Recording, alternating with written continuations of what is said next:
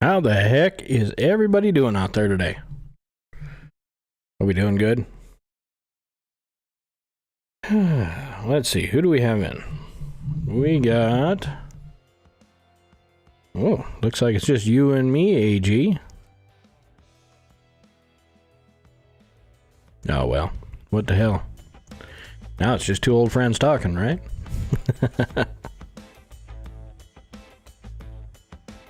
Well, let's see. While nobody's looking, we'll do this here quick.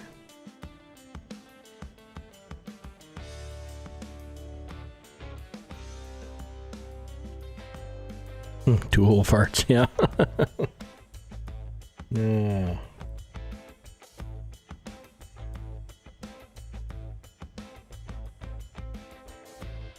Yeah, I'll put one more in there for good measure.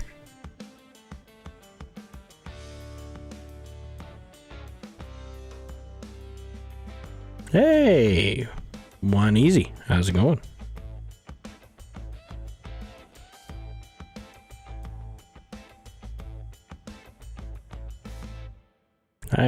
Is Mary P here?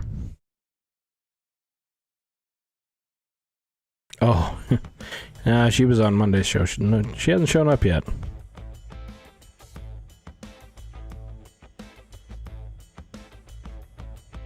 Yeah. Might be a slow night tonight. We'll see. See how many folks can get in here. Tonight, I think we're going to do...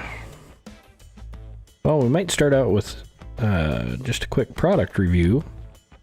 Seeing as how we're in Prepper's Corner here. And then I think what we'll do is probably put together just an Ouchie Boo Boo kit into your Altoid tin. And then I think we're going to tie up we're going to go through a few different knots and then tie up a paracord bracelet. But I think what we're going to do is a snake style knot, which is this little bugger right here. And we'll tie one of those up quick. But this one's going to have a little trick. No clasp, nothing to make noise. But I ordered some fun little things to work as a clasp. And we're going to put that on. It's one of these little buggers right here. Just a nice little ferro rod toggle. So if you get a knife on you and a bracelet on you, you got a fire starter. So, what time did Easy Money, were you in Uncle Krusty's this afternoon? What time did he finally shut down? Because I'm guessing he's probably not going to be in the night. We'll see.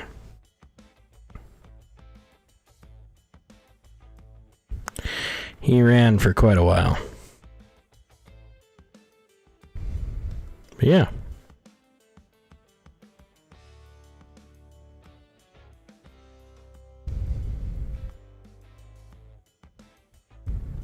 I don't know.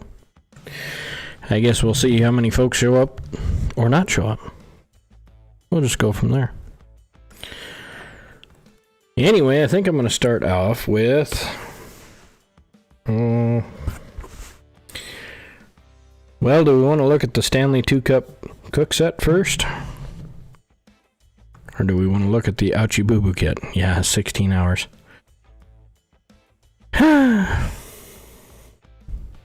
I tried to tell him to stop earlier. Maybe he'll be in, I don't know. The boy's gonna burn himself on both ends, I got a feeling. But I tried that stuff. I used to try to stream for as long as I could. Makes you a little rummy. Doesn't end well usually. But I think we'll take a look at that Stanley cook set, if that's alright with you guys.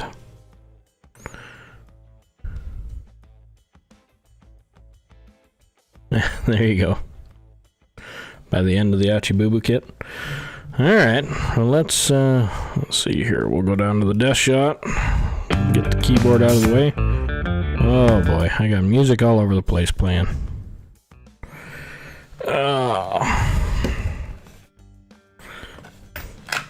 So this is the Stanley 2-cup cook set. I do like this little kit. I've owned one for quite a while, and enjoyed the heck out of it. So these were on sale on Amazon for, I think they're like $13. I'll put a link in. Actually, if you go to my website, there's already a link in one of the Amazon deals, but yeah. Stainless steel quality. I'll see if I can drop another link in later here. This is the Adventure Series, so they have changed it just a little bit from mine. Not a whole lot. 4-piece nesting set. Serves 2 people. Lockable pot handle. I do like that. It's made out of 18-8 stainless steel, BPA free. I don't know when this BPA thing became such a worry. Locking pot handle, and I'll show you how that works. Nesting system and dishwasher safe. It's a vented pot lid, 2 nesting cups, and a 24-ounce pot. This is the 2-cup kit. And of course you have the Stanley has survived negative 70-degree wind chill. Speeding bullets. I doubt that would take a bullet to, yeah, I could punch right through it, but whatever. 4,000-foot drops in Category 5 hurricanes. Built for life. Lifetime warranty.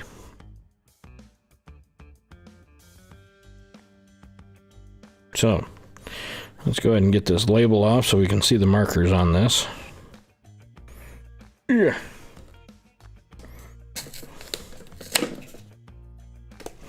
Because this is the one thing that they changed that mine didn't have, that I wish mine had. So you have the nice embossed Stanley logo on there. But mine does not have the measurements. So I'm always guessing where my 1-cup line is, or my 1.5-cup line, or my 2-cup line, when you're doing Mountain House freeze-dried food. And actually, when I start doing, well, we are doing our own freeze-dried food, it's going to be nice to have that marker on there too. So 20 ounces here, I believe 24 ounces somewhere up in here. Technically, if you filled this pot all the way to the brim, I think it's something like 27 ounces. Little different lid on these.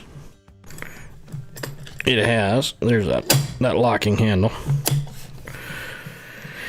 It has a little tip-up plastic lid holder, or lid handle. And these work okay if you go direct into a fire, you know, or cooking straight over a fire. They do, if you put them the wrong way, will have a tendency to melt, which a lot of guys just replace these right away anyway with a regular old key ring and just lace it through there and you're all done. Got the strainer holes right here for your cooking noodles or whatever like that. A little steam hole up here. Inside, like I said, this one's brand new, so you have the care and use instructions. You wouldn't think you'd need so many instructions for a pot. I guess they figured you do. Gotta have them in every damn language you can think of. And then here's your 2 cups. Now these can act like bowls also. They are insulated. They do keep hot coffee warm for quite a while. And what's nice about these being the plastic instead of the stainless steel, they don't have a tendency to burn your lip when you have hot stuff in there. Fire starting material. There you go. That is true. Yeah. Like I said, I've used this kit quite a bit on my own. Made a lot of coffee. If you buy a cheap French press kit, you can use it in this. Once you get it past this little lip in here, it'll press your coffee out. So you can make a 20-ounce coffee pretty easy in this. And there is a way that you can bake with these also. With that locking handle.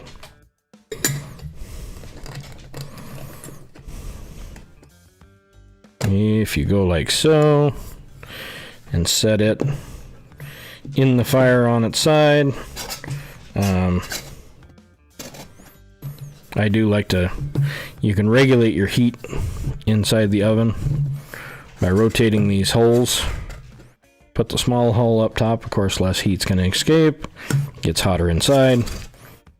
Rotate it to the large holes up top, it vents better, cools off a little faster. And you can find some, like mini bread loaf pans and stuff like that that'll fit in these. But they have been pretty good little buggers.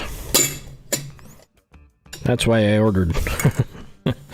I had one and I ordered 3 more to put in each one of my packs. And you'd be surprised how much stuff you can pack in and around this Stanley 2-cup cook set. Like the Ozark Trail stainless steel cup goes right on the bottom. And there's enough room in there, you can probably get a isobutane stove. Well, in fact, I know you can. In there, you can get your washcloths, all that kind of good stuff in there.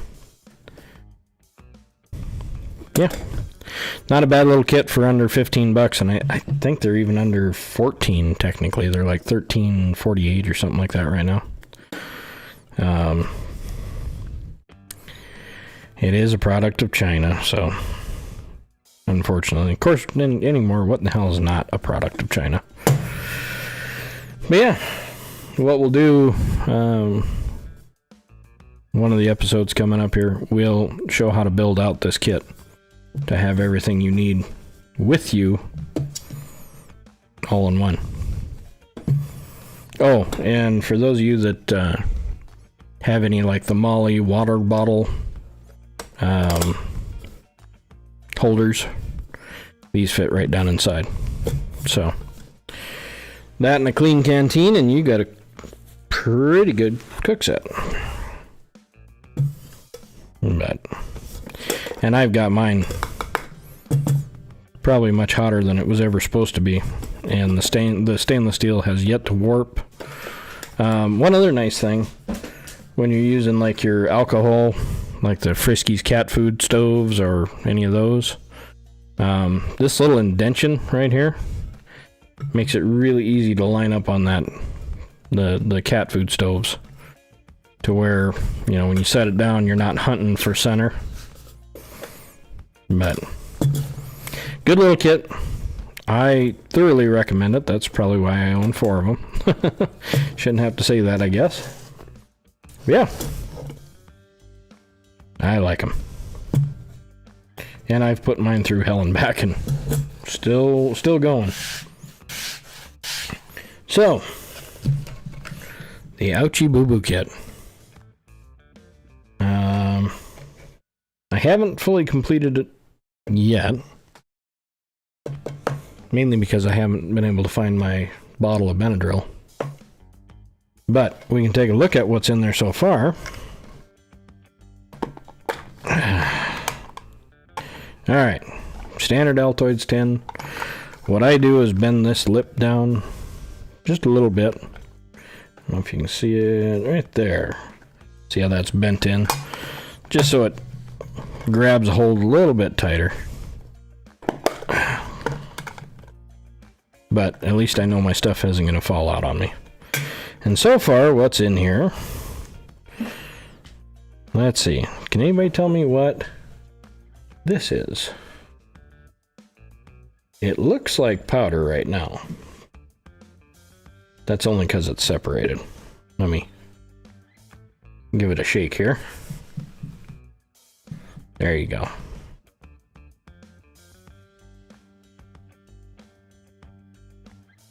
You probably had this when you were a kid and you got into, chiggers or poison ivy or poison oak or any really good skin irritant.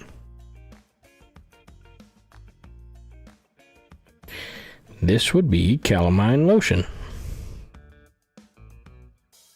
So, you remember the straw trick that we showed before?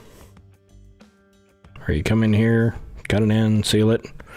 Then I just filled it with the calamine lotion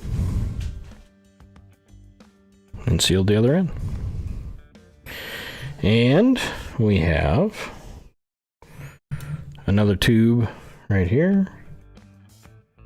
This is hydrogen peroxide.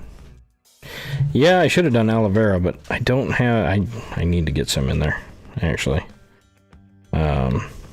Yeah, we have hydrogen peroxide, calamine lotion, and of course, good old-fashioned rubbing alcohol. And you can use this for sanitation, cleaning tools, something like that. If you have to dig a sliver out, get it out of your hand, wound cleaning, and fire starting. This would be a really good fire starter. And there's 5 mils in this, which is equal to about 1 teaspoon.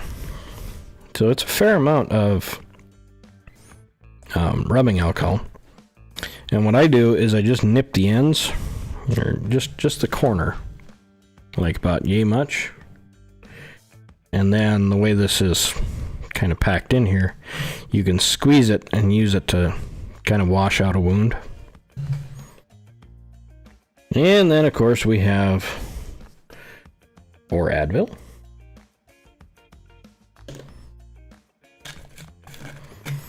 4 Tylenol,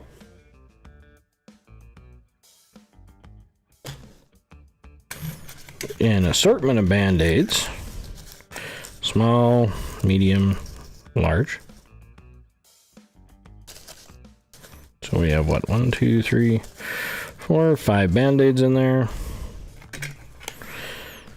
Couple of 4 alcohol prep pads. Again, cleaning off tools, cleaning up wounds, anything like that. And then I do like these. These have saved my butt so many times. They're put out by a company called SafeTech. And what they do is they make those, like refill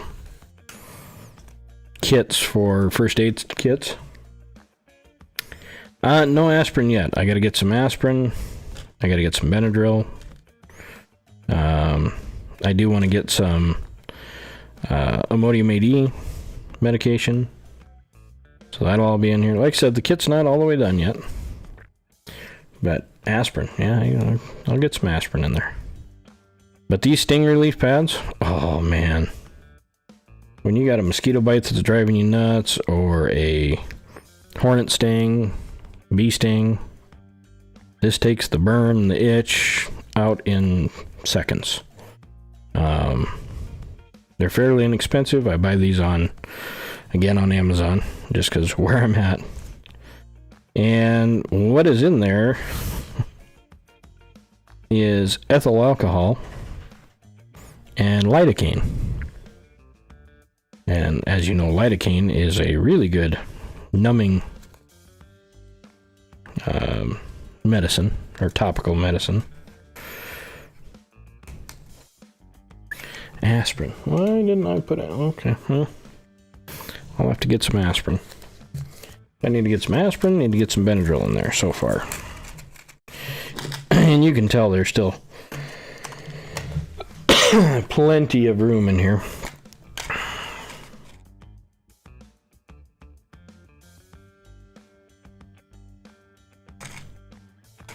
It's amazing how quickly that calamine lotion settles. And the funny part is it looks like it's dry.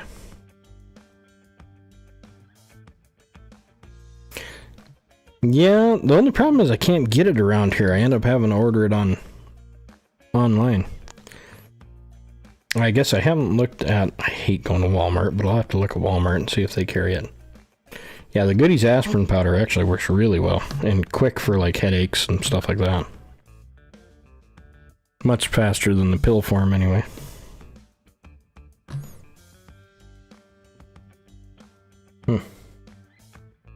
It sure be a quiet day. Yeah, see, there's still tons and tons of room in there. I could get another... Oh, heck. Get another ½ inch of stuff in there and be able to close it up. But then, when this one's all done, we'll put it all together here. That's the amount of your loadout right there. Well, Uncle Krusty, you are alive. I thought for sure you were going to be dead there, sir. Hey, thank you for the diamond. Yeah. So we'll build up the first aid kit a little more. I hate putting a lot of stuff in this one, just because this isn't my main kit. This is just, like I said, the Ouchie Boo Boo kit. This is the... You know, the kid scrapes his knee or something like that, and we're a ways from home. So, that's all this is going to be. I have, now on my pack, I have a first aid, an actual first aid kit.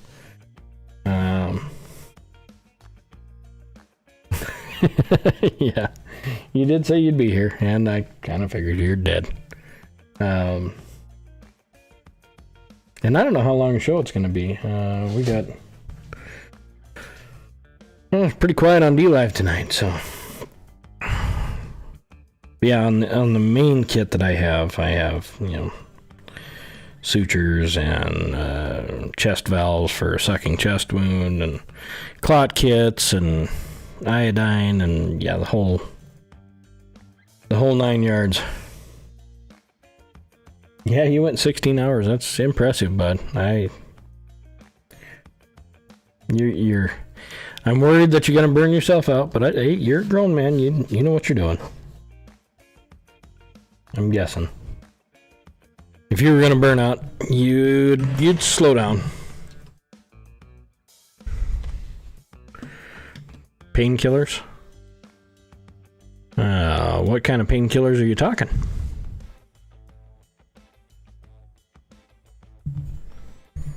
Are you talking heavier style painkillers?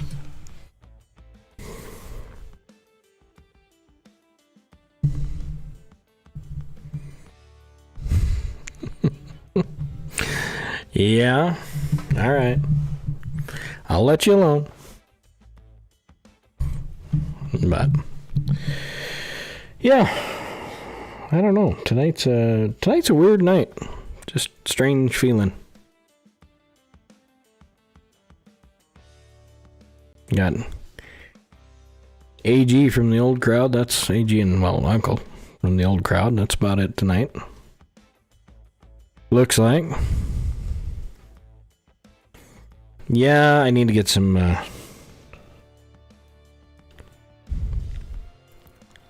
It's the equinox. That's the weird feeling.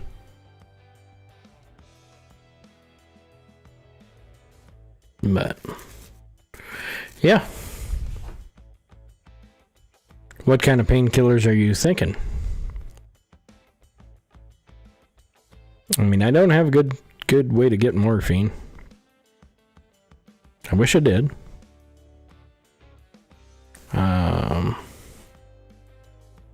Well, I take that back. Morphine. Well, the problem with morphine is it has some addictive qualities. It's just not okay.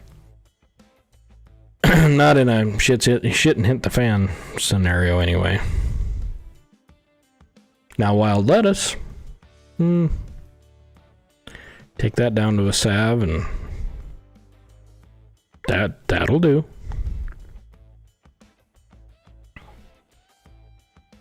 Yeah, like Uncle Krusty and I were talking earlier. Bark off a willow tree.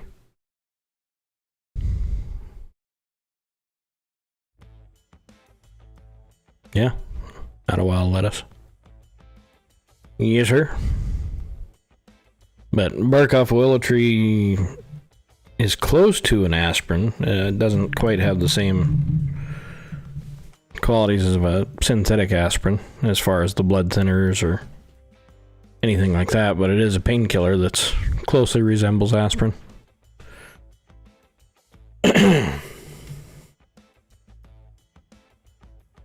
Yeah. Yeah, let's see. What do we want to do tonight? Since it's kind of slow and quiet. Guess we could always fire up the paracord and do some tie-in. You guys want to do that? I need to tie up a dog collar anyway, so. And I haven't done one in a long time, so it might take me a little bit. What do we got here? Let's see. Oh. I'll flip back over to this shot here. Can you guys hear me all right?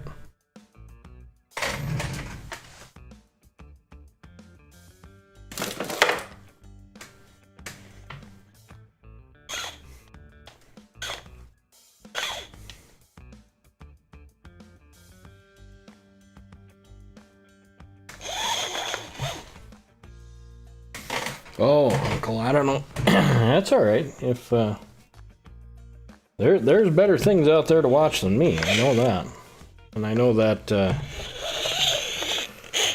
one dork is on tonight. Sure, y'all know who I mean there.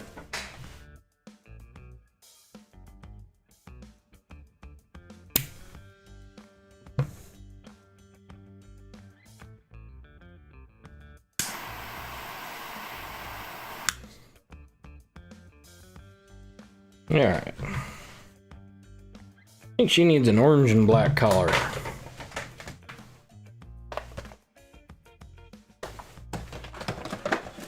Actually, I'm gonna do an orange and silver. Seeing as how it's coming up on hunting season.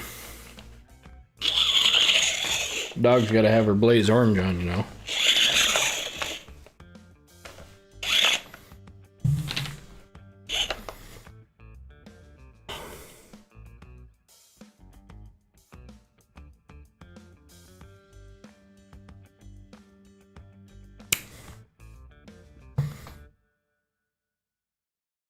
Get her some silver so it's a little reflective.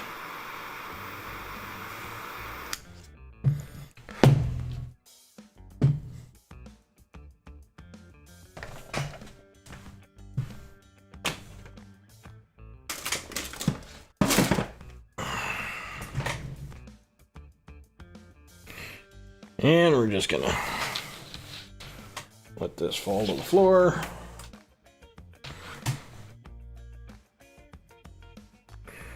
We're going to get ready to weld our ends just like we have before.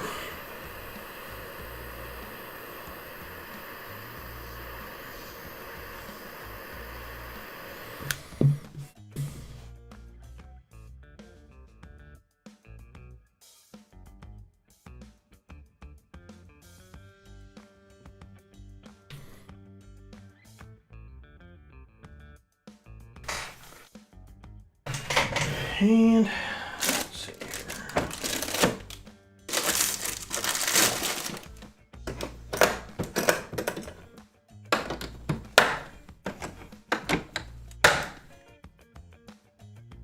by the way, if you ever hear me closing stuff up, these Stanley boxes, excuse me while I beat the crap out of these little buggers, if you can get them on sale at Home Depot, They are good for organizing parts.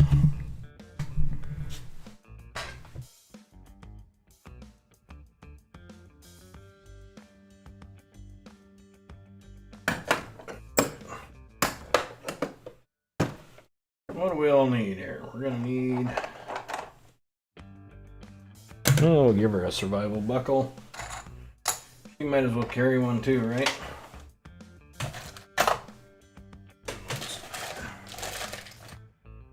Gonna need a D-ring.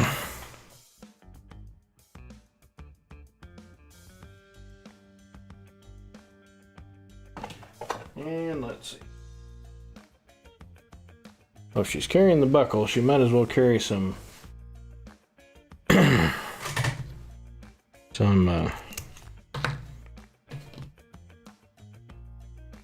ooh. Well, isn't that cute? Look at that one.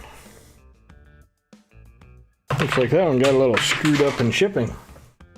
Let's see what we got here. Well, that one's in good shape. Yeah, she might as well carry away to save my ass too if I need it, right?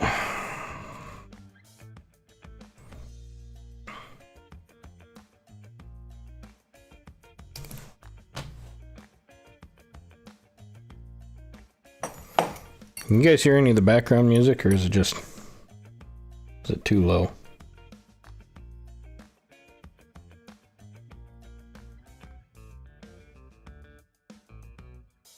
Alright, we're gonna try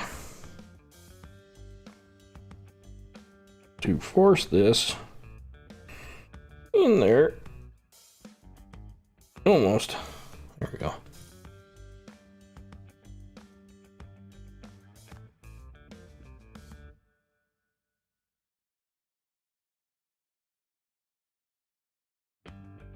Three of the Altoid boxes, these? I'm confused.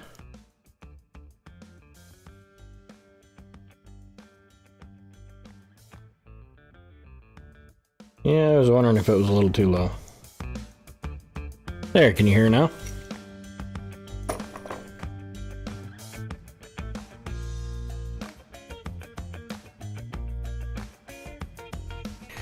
Alright, so we start it with just a simple loop through. And we're going to pull our whole shit and caboodle to the other side here.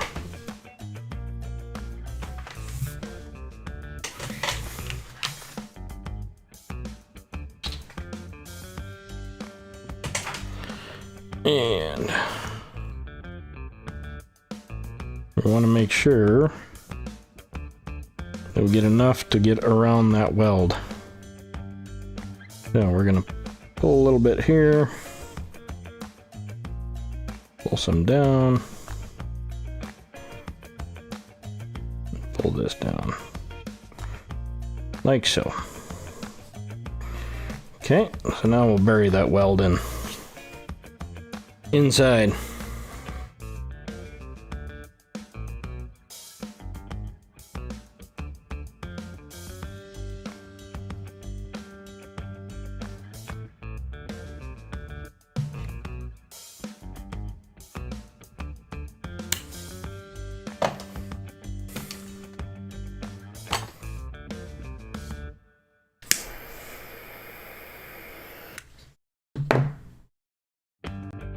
Point these so they go into the buckle a little easier.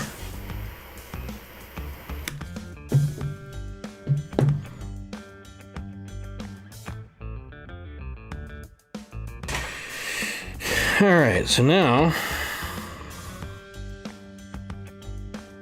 what you're gonna do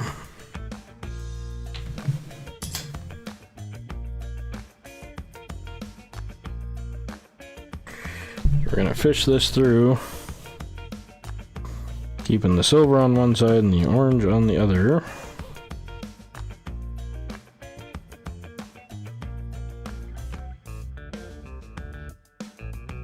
We're basically just pulling the twist out of everything. So we get the silver started, the orange started.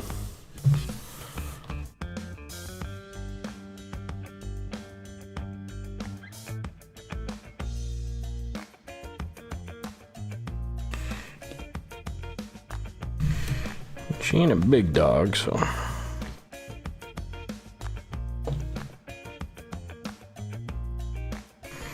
And you don't want her to slip it.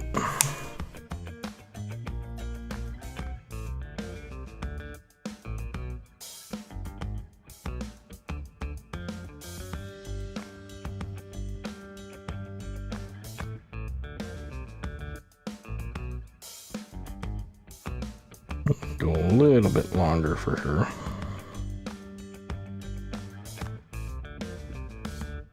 All right, so now I'm thinking we want the orange coming on top. We're gonna go orange over, silver around and under.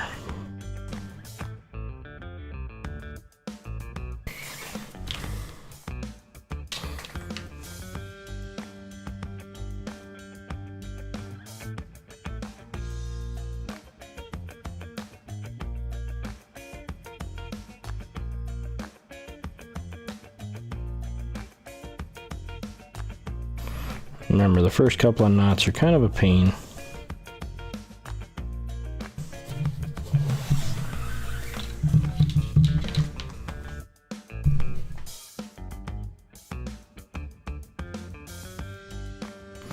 You gotta sit here and play with them, get them straight,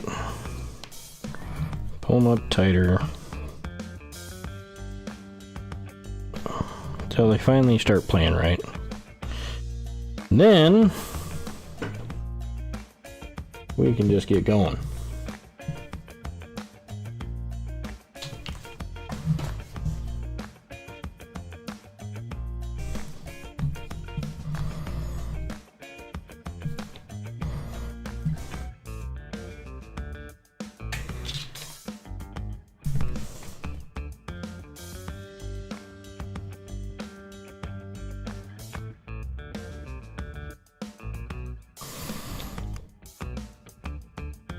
How many different knots do you guys know out there?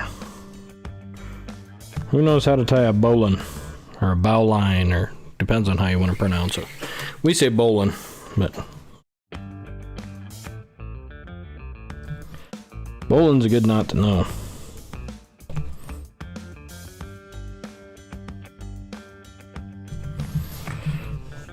Hold on a second. We gotta move the mic up a little bit. You guys still here okay? Now it's in the shot. There. Here, hold on.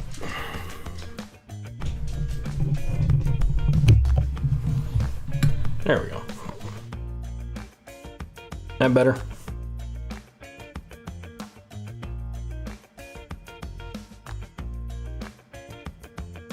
Bow line, yeah. That's a good knot to know. That knot, well, for a few reasons.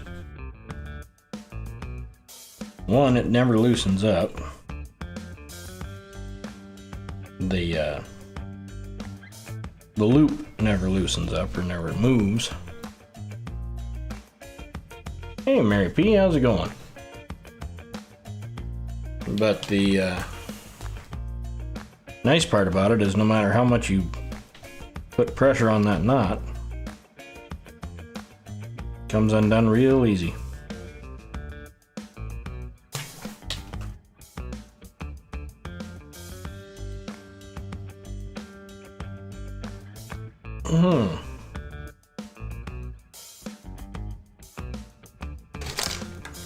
And that'd be something like that, Uncle Krusty? Is that a... that knot? No? I don't know.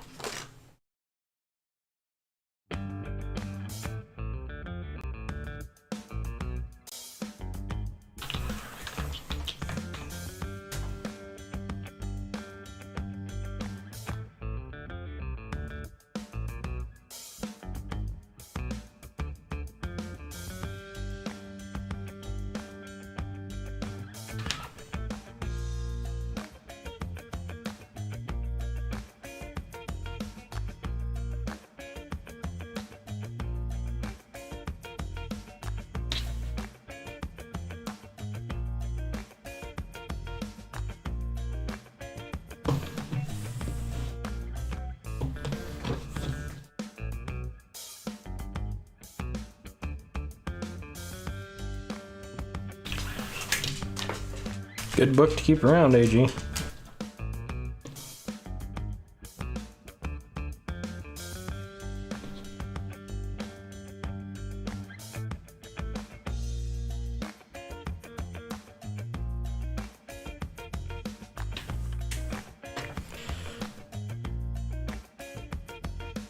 Let's see, we're going to dive that D-ring on right here.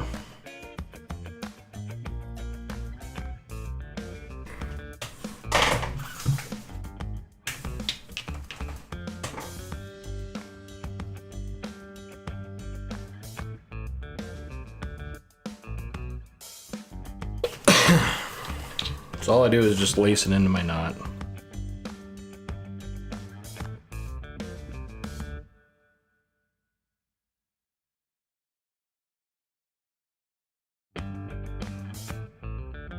And we're gonna grab that D-ring twice here. You can see it's kind of gonna lay a little funky.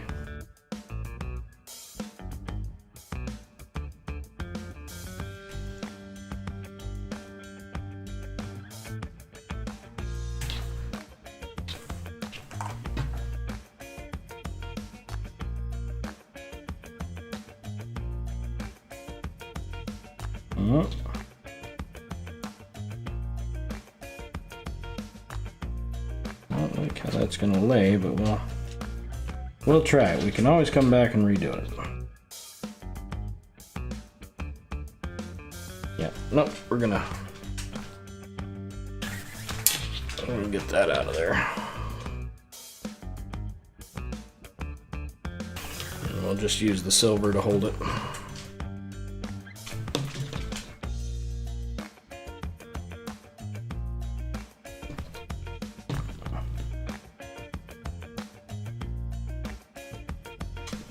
That started over here.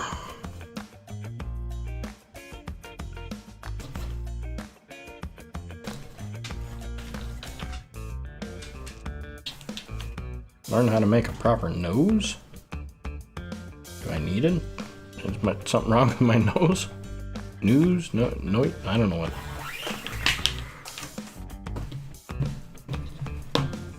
Oh, a noose.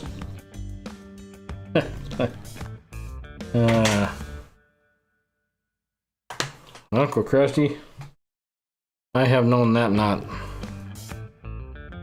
for a long time, sir.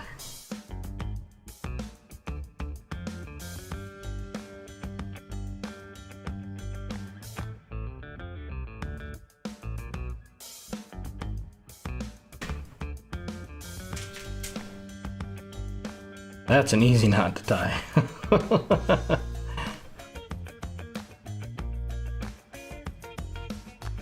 Yes, sir. That one's easy.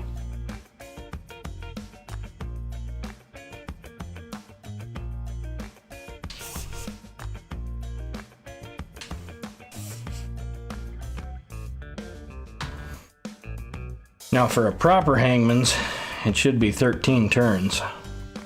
But I just wanted to do that quick. And then, to give you an idea, once it's all done, just give it a tug. And it comes undone. That's an easy one.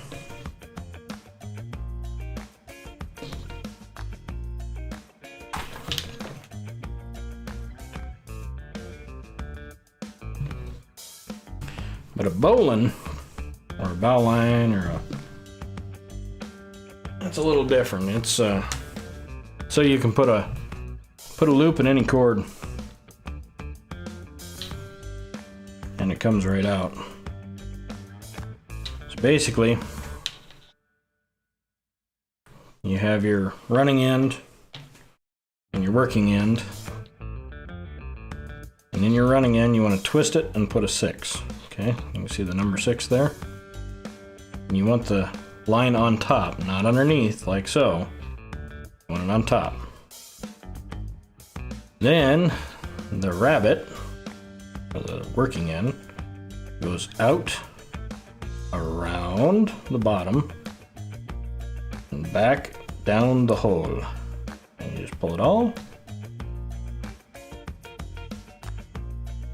Now, that knot right there is an extremely secure knot.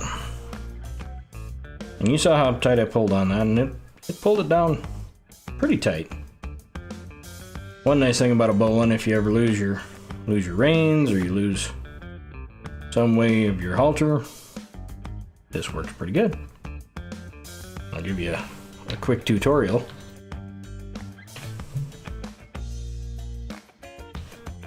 Right there is a good lead halter.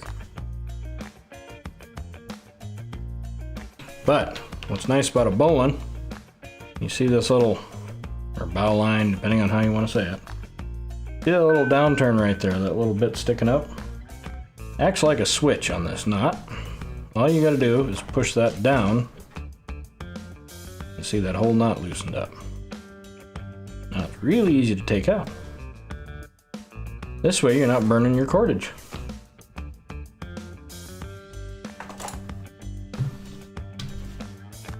But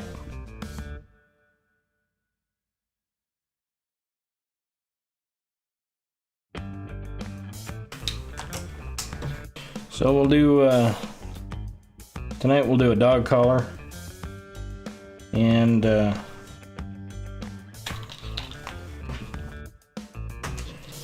snake knot bracelet with no clasp.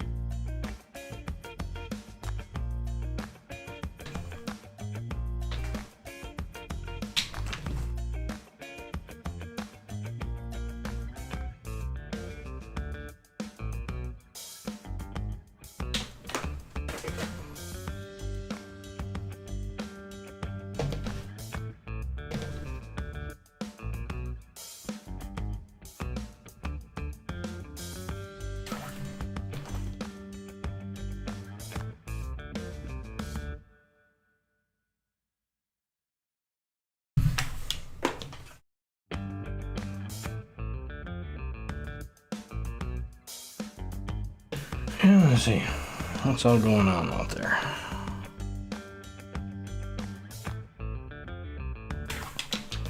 So what's going on with you guys? What's new in the world?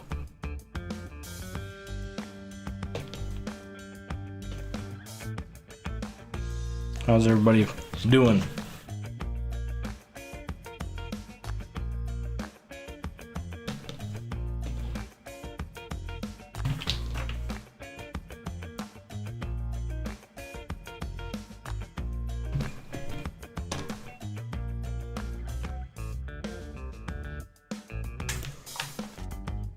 I'm hoping I got enough silver to finish this out. I don't know. I may not have pulled enough off.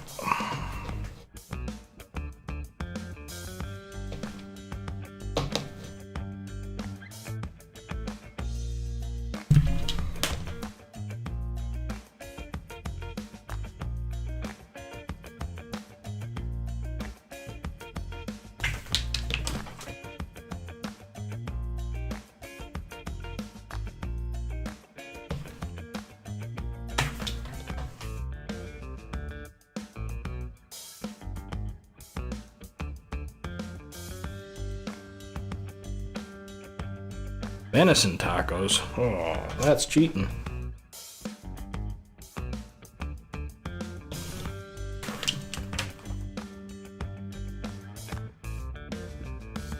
Frozen turkey for 33 cents a pound. I mean, I'm not a huge fan of turkey, but damn.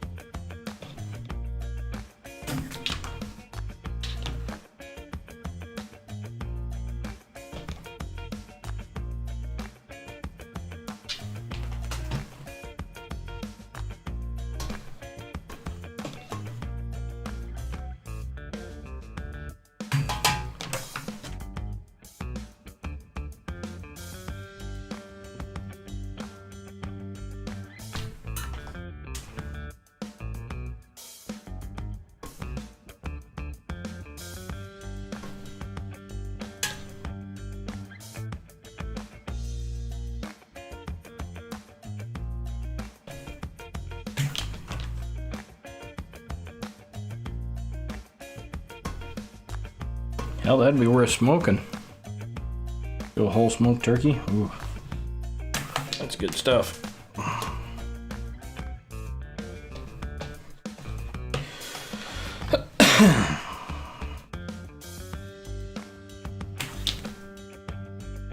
Mary P, was it you that was asking me about a dog collar? I don't remember.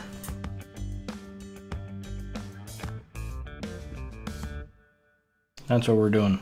Well, one we're doing tonight.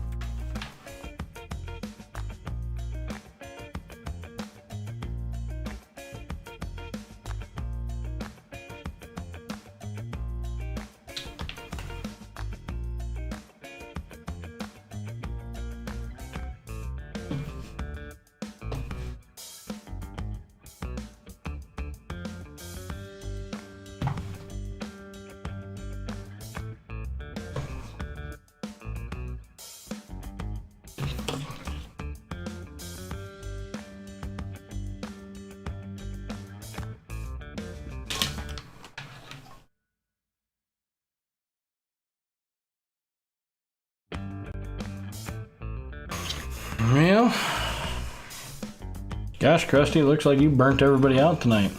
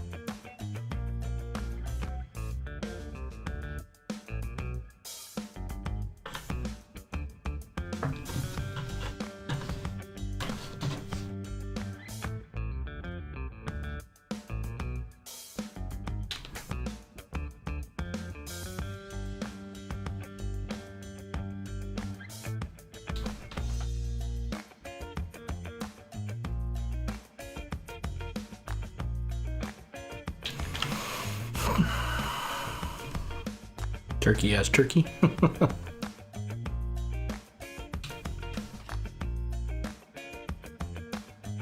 Yeah. I warned you guys. The beef's gonna start going up again.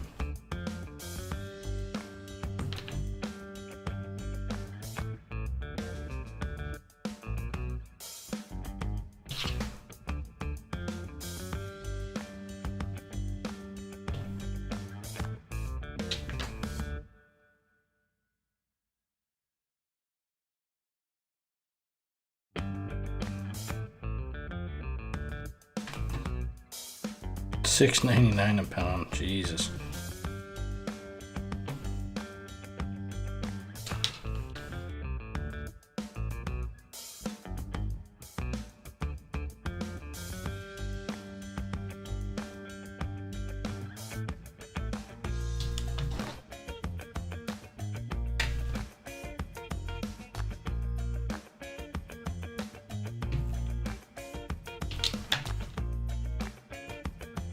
Hopefully you got plenty in the freezer.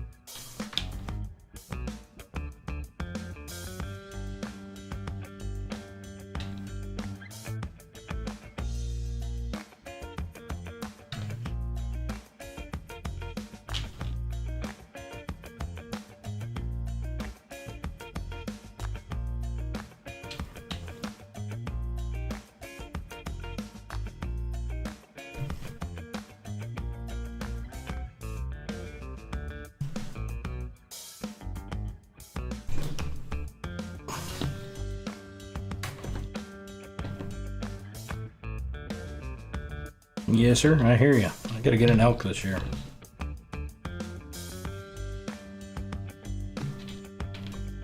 I could buy beef, and I could, well, I mean, I could slaughter. But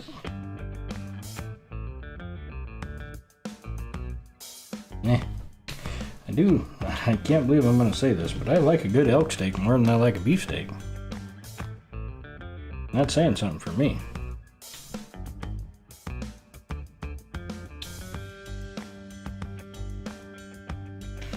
Alright, just about to the end here.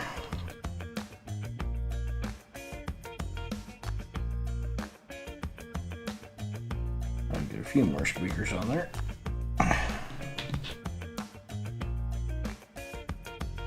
Maybe one more to tighten up by the buckle.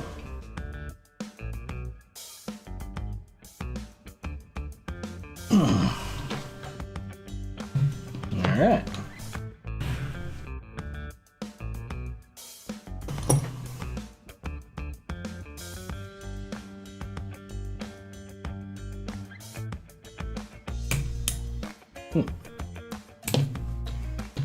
First time them scissors have failed on me.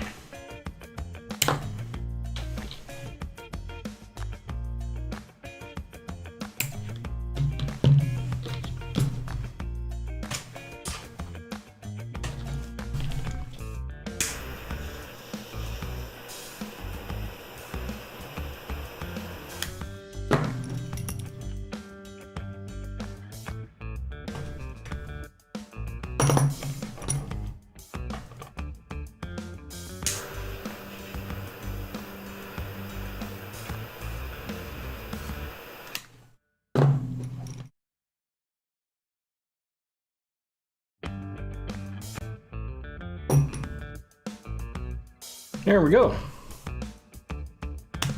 Pup's got a new collar.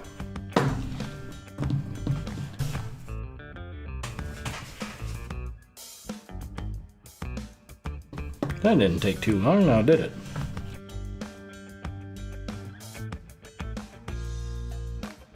Yeah, I don't know. I'm not a huge fan of bison. Too damn dry. But I say that, and then I also say that I like elk, which is dry meat too, but I don't know. If I'm gonna go through the trouble of eating bison, I'll just eat beef. But I know it is better for you.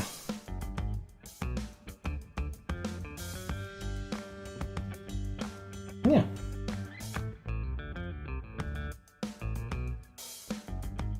Daily, nice to see you.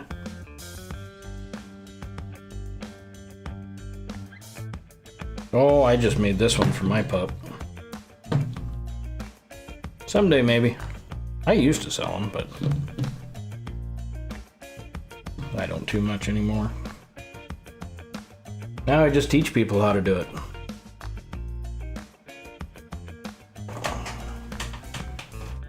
Let's see here. What do we want to use for a snake? I think green works great for a snake, don't you? Huh. Well, Carl, you're on your own there. You can get it on her.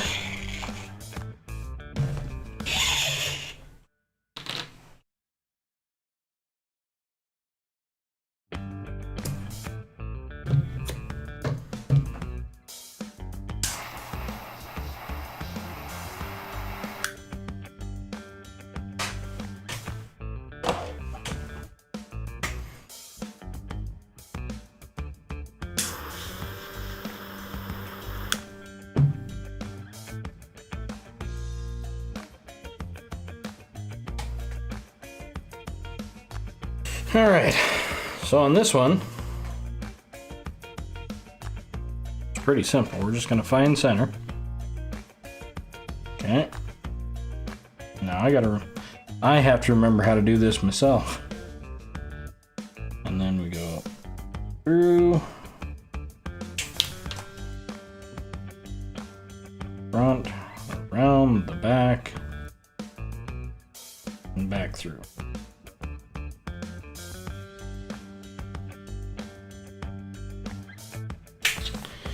If I did it right,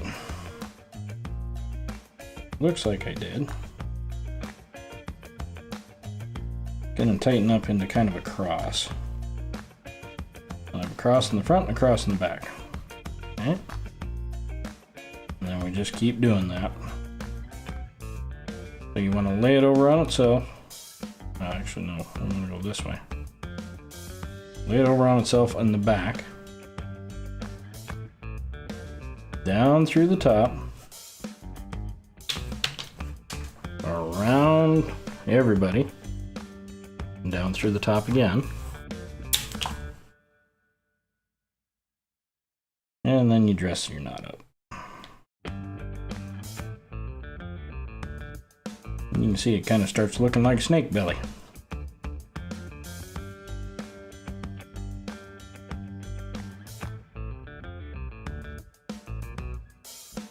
And we're just going to keep doing this until we get it long enough.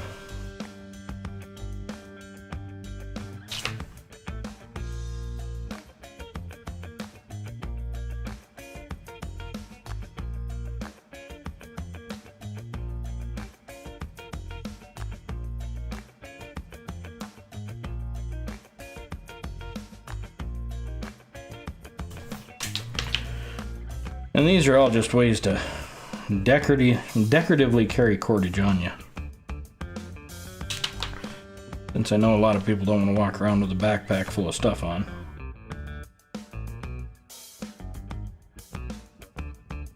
Get the neighbors talking, you know.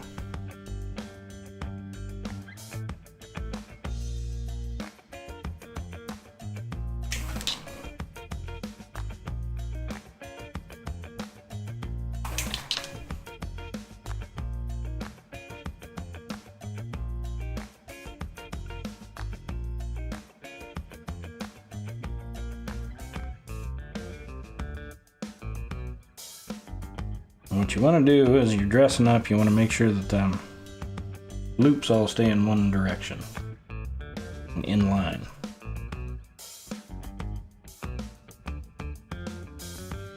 Can you guys all see the knot we're tying here?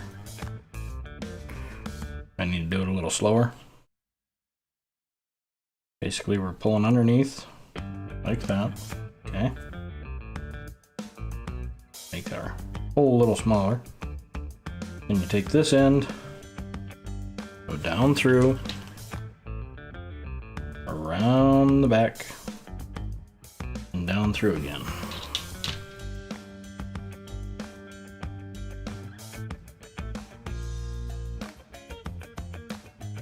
And you just slowly tighten up.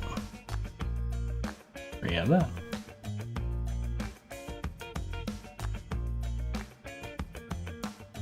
Groundness, thank you for the diamond, sir. Good to see ya.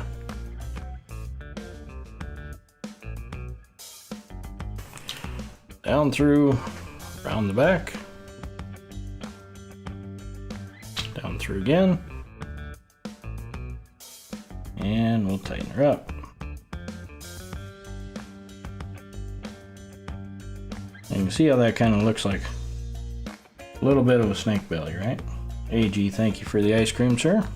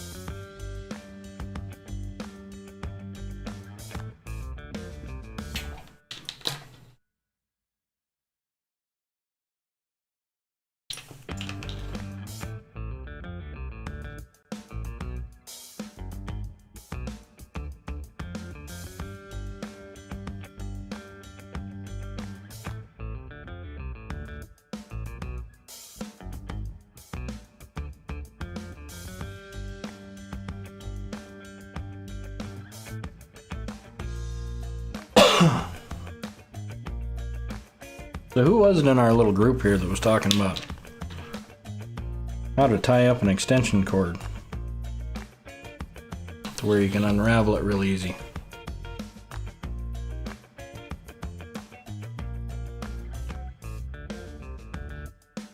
Well, AG, thanks for the ice cream again. Sorry your internet crashed on my account.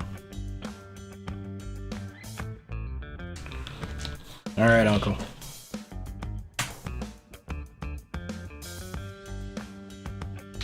So let's pretend this one's your extension cord. You're gonna find your ends. Okay. And we're gonna make an open knot. I'm not gonna cinch that knot down. Okay. And then you're gonna take this one, pull it through. Take this one, pull it through. Never tightening them up. Take this one, pull it through, and put your end through the end, and then it hangs off of your doubled up side. And to undo it, you just take this one, take that off the hanger, and you untie this end. Okay, pull it out, and then it just all comes apart.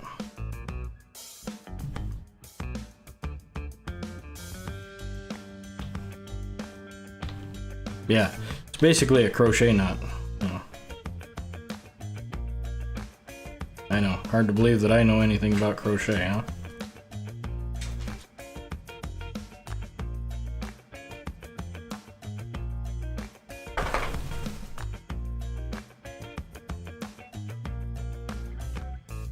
Yeah, just kind of chains like that. And then, like I said, if you pull this one through and pull it tight, your ends, here, like that, so it can't come undone. The only knot you take loose is your ends, and then you just pull. Kind of a figure 8 loop.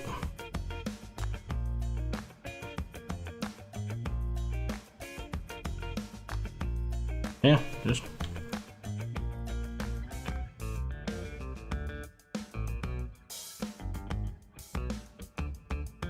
and you can tie them down as tight as you want. like for a 100-foot cord, like he's saying. You want to make your loops a little bigger, otherwise you'll be there forever. But I'm going to try to tighten this one up, and then you'll see, well,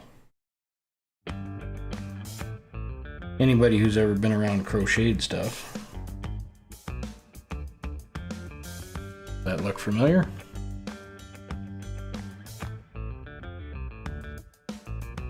Yeah, so you hang it up by the loop, got your end tied off, pull your end out, and just pull. Anyway, back to the fun here.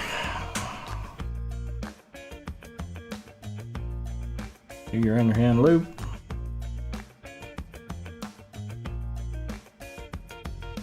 Oh, I know a good knot I should show you guys. It's really simple. And they're good to have in your pack. Kind of already tied.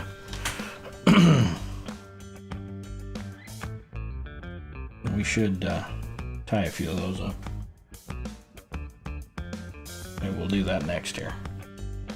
We'll do some knots tonight.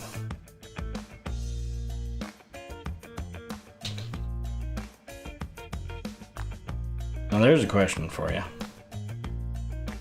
Who was it that started the idea of knitting? Where did that come from?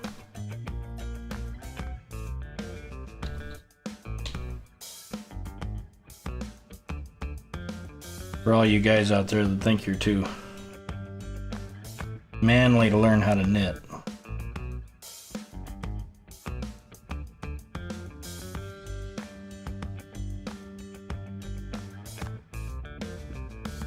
Give you a hint, is there anybody out there that's Scottish?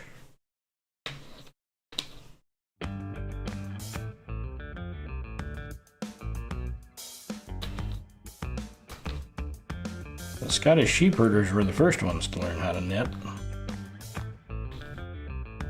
It's colder than hell over there, and they wanted warmer clothes. So they were the ones that started it, and it was actually the men.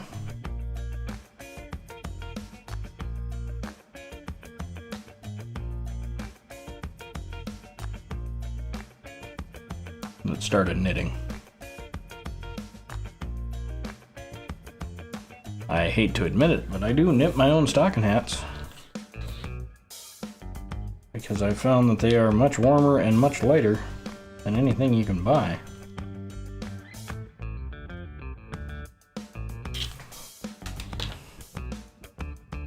The Scots started it.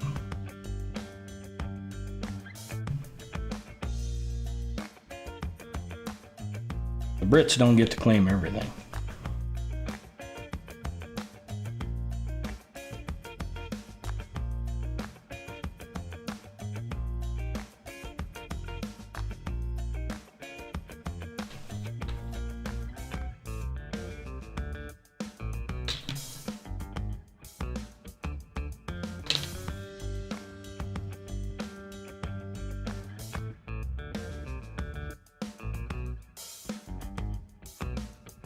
You notice how much flexible or more flexible these bracelets are for that snake knot. These are good for utility necklaces, something that you're going to carry that's heavy but you want it around your neck. It's a good use for that. I tied one up for my coyote call for the remote. I could have it around my neck, and it was big enough that in the cold it could sit outside of my coat and not feel like it was cutting into my neck.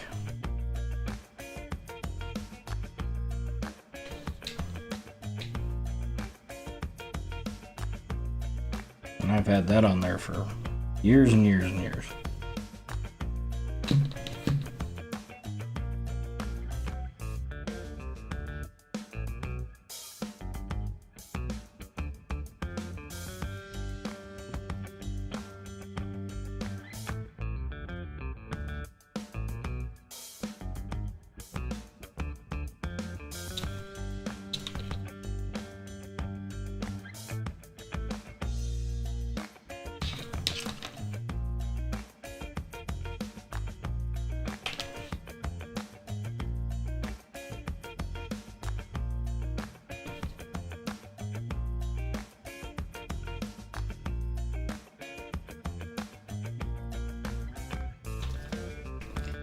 This is gonna put you guys to sleep, me tying up a paracord.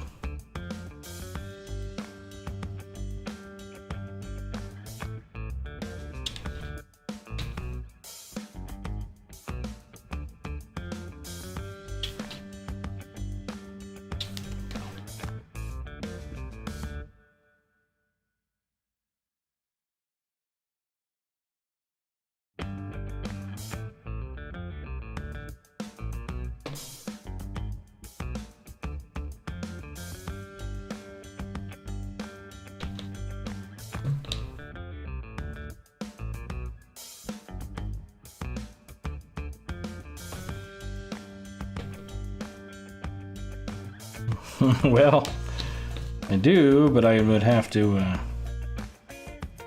shut my other streams off.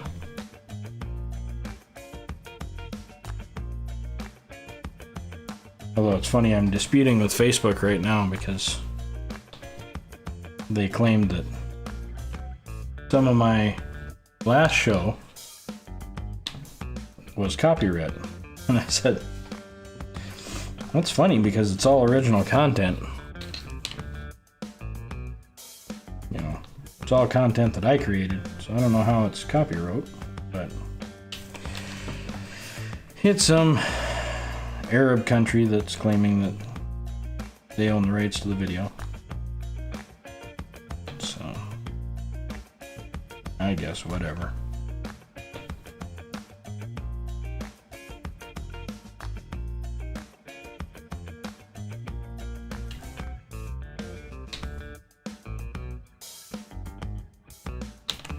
Yeah.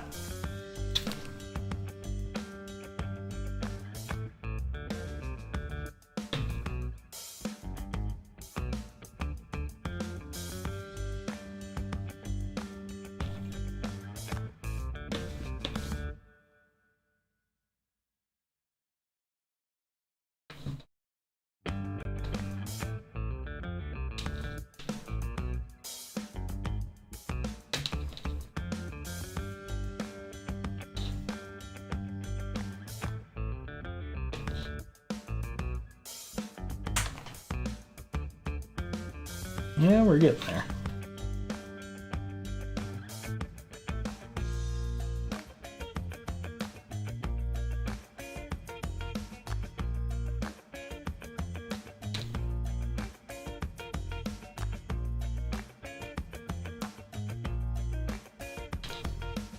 Oh,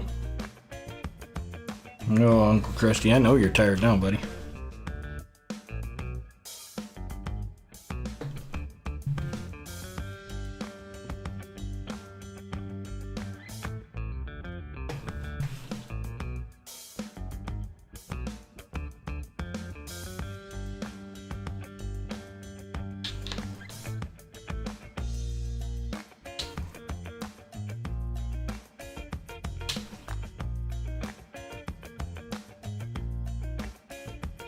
What the hell did I do there?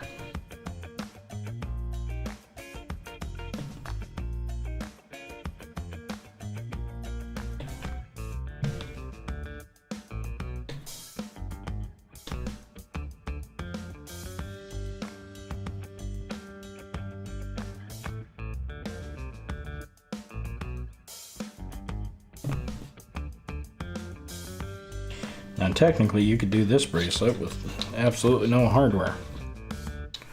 If you tie a Turk's head knot at the end, like this one, when it goes in, it's a big enough knot it won't release.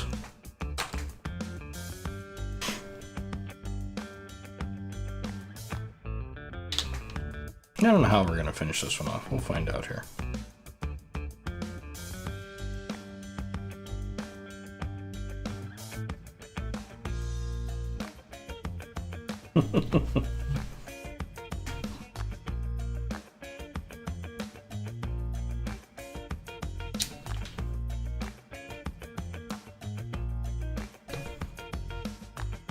Ah yes, the many wonders of duct tape.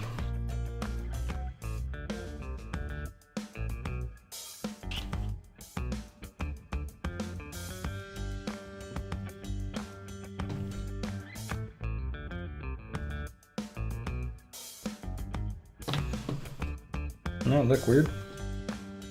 Kind of snakish.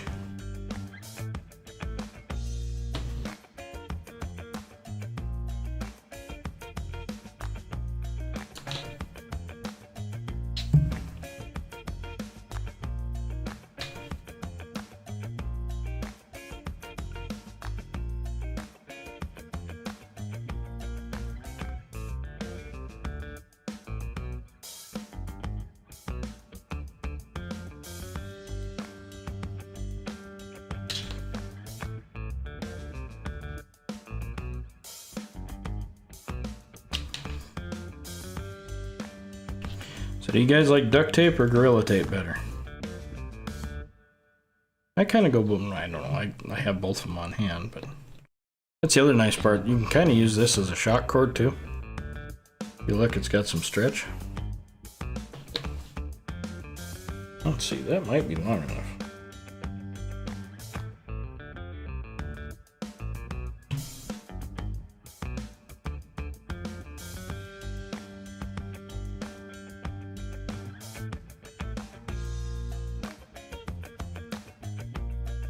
Ooh, I could have stopped a while ago. Oh well. Now, we're going to use something kind of special here. We got these lovely little toggles from, of course, Amazon. And what it is a ferrule rod with 2 holes drilled out. So you're going to have your fire starter right on hand. Well, I can see those holes are just big enough. So we need to change our ends here a little bit.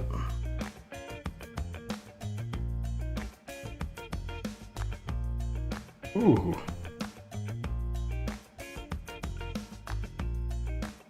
Tight like a tiger.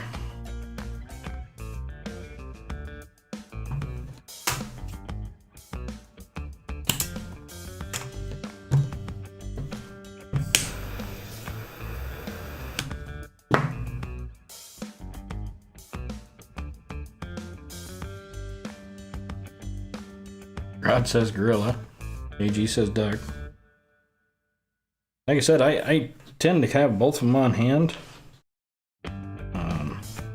Yeah. I'm going to try a knot that I haven't done in a while. We're going to try to do that Turk's head knot.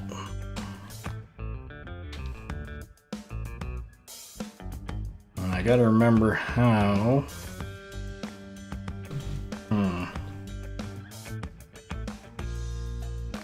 Trying to remember how to set that up.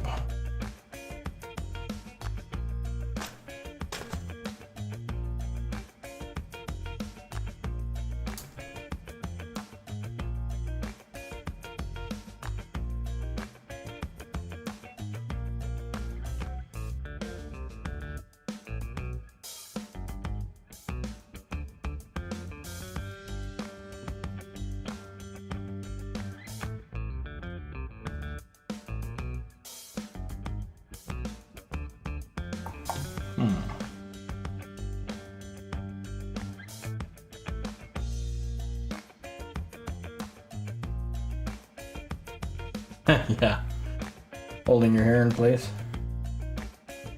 and then sue the company for it.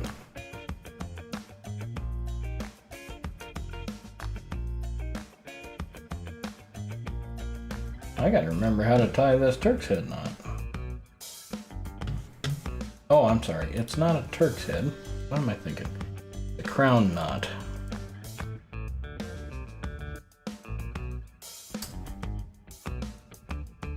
Silly me.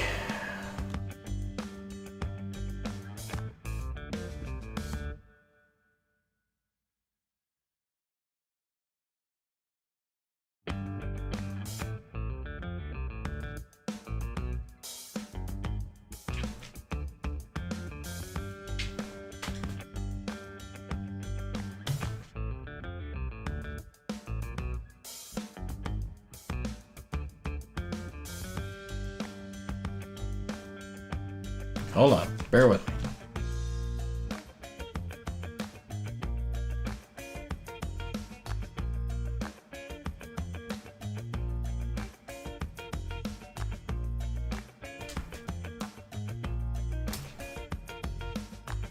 I can remember just enough to be dangerous.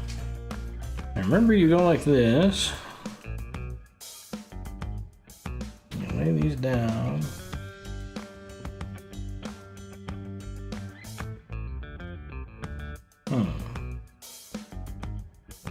Bear with me here.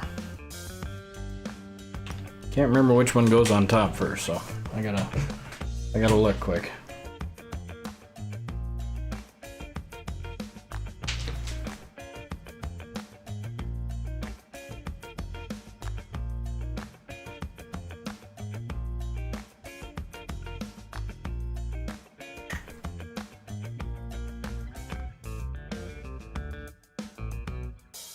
Okay, so go there, grab the bottom one first,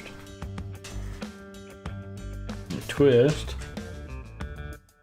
That one lays up over, like so. Okay. And this one I know chases around.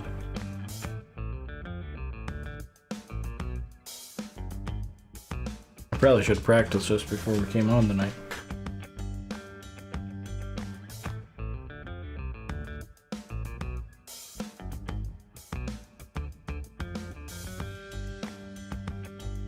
One chases around.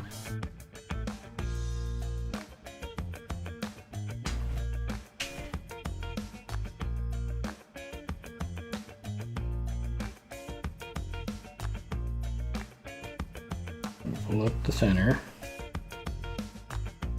This one goes down and through.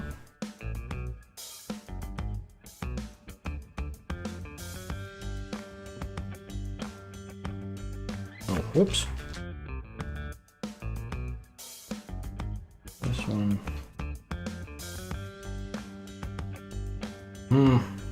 Hold on.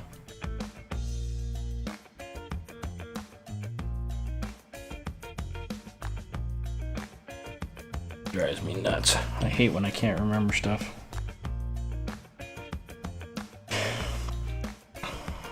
That way. Monkey fist.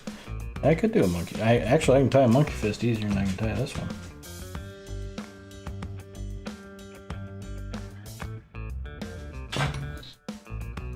I think the problem is this one has to lay like that. Oh, that's what it is. Okay. Here.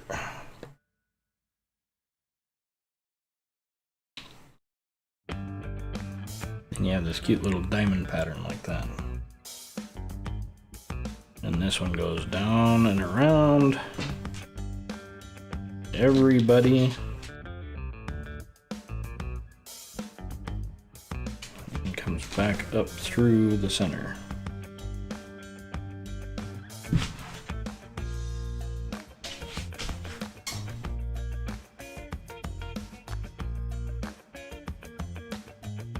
This one, I think, goes the opposite direction. Hold on. Just make sure here.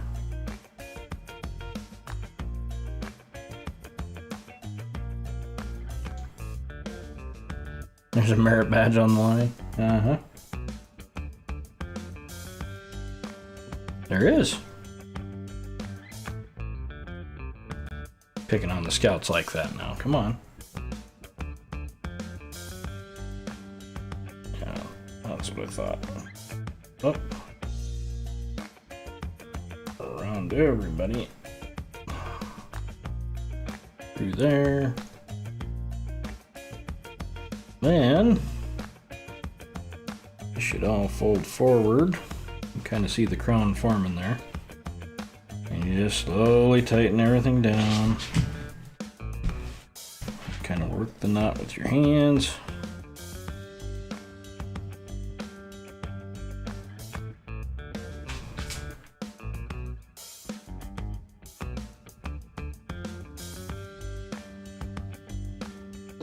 And you end up with that cute little bugger right there.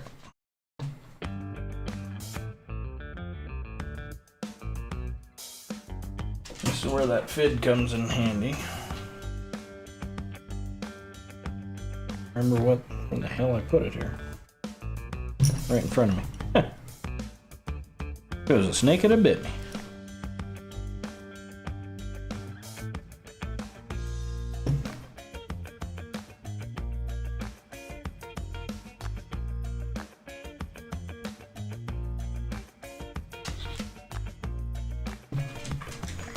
Tighten everything down, make it look all pretty. Like that.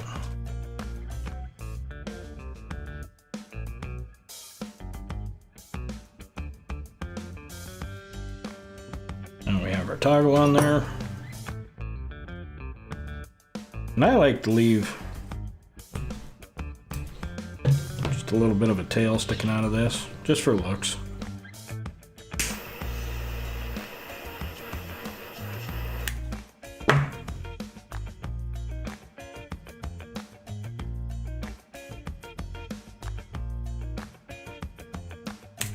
Get rid of any of that sharp stuff sticking out. And there you go. Now all you do is put your toggle through, and there's your bracelet. And of course, like I said, you don't have to have the fire steel on there. Let's see here. Oh, let's see if I can get it on my big meat hand here. Just past that fire steel. Pull everything tight. Wow, I made that a little too big. It could have been up there.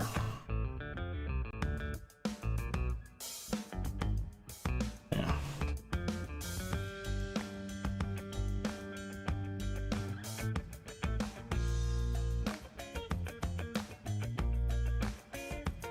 Yeah, I could have stopped about there. Right in there somewhere.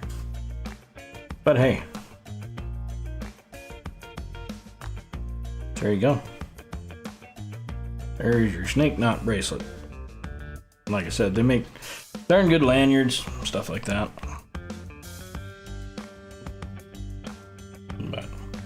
And they're flexible. Way more flexible than, you know, this style knot.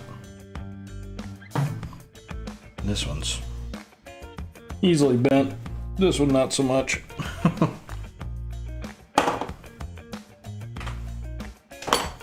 Oh, I did want to show you that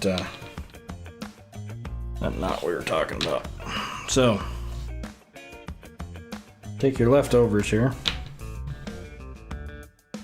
And you don't need them quite that long. We'll go this way.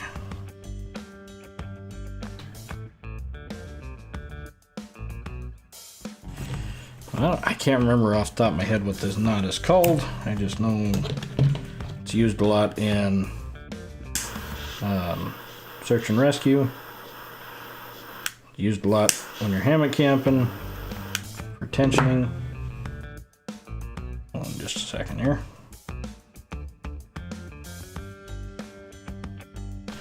So basically all I'm going to make is a loop. Okay? Simple loop. Nothing big.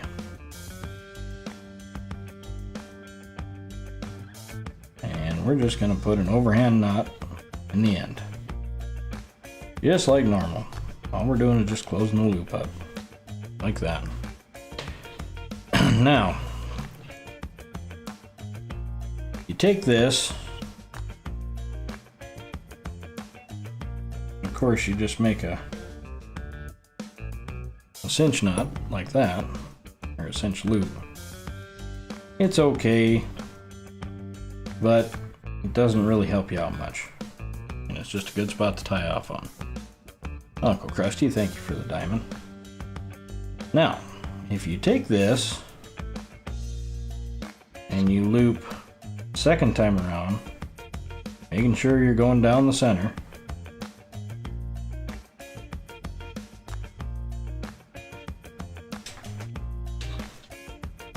you get a knot that kind of looks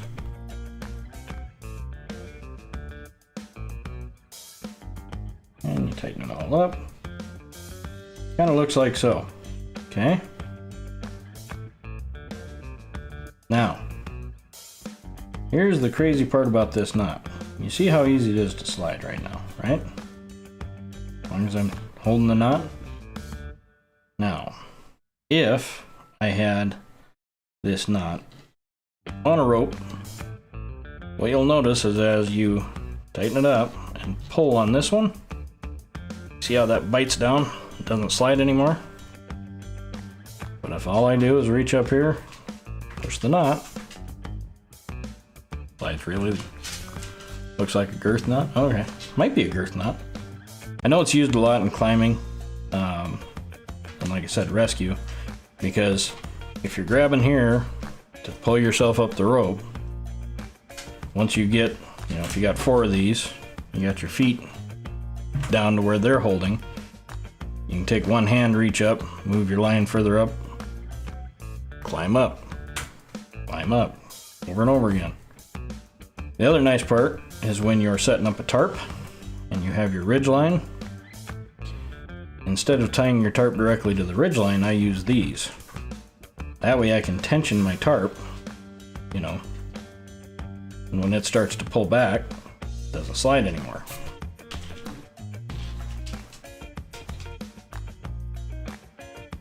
And I've done them out of paracord. Paracord works all right. It takes a lot of pressure on this knot to get it to clinch. Where if we were just using our cheap bank line, like I told you guys to get, hopefully someone has listened so far. Bank line grips really well.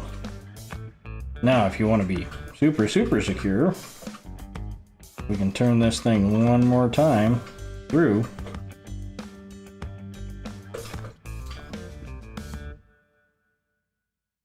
And dress up that knot.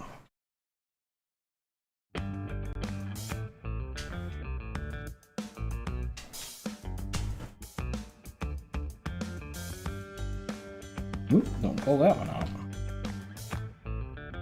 And of course, the more turns you put on, the tighter it's going to grab.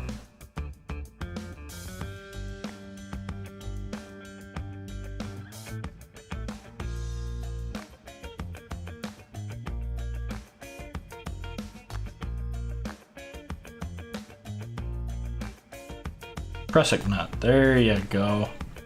That's what it's called. AG. I knew you wouldn't let me down. Yeah.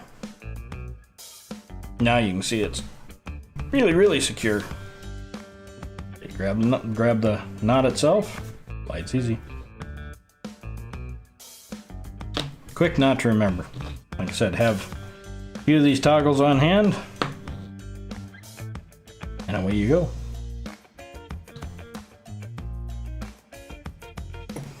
Now, did everybody catch that bowline knot? Because that bowline knot is probably the most important knot you can learn. To me. We can do it again quick if you want. Make your 6. Take the rabbit out of the hole, around the tree, and back down the hole.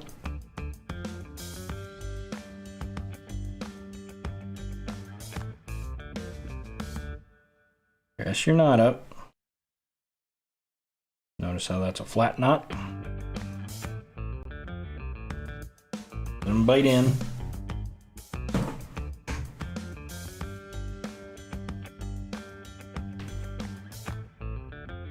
Push the toggle down.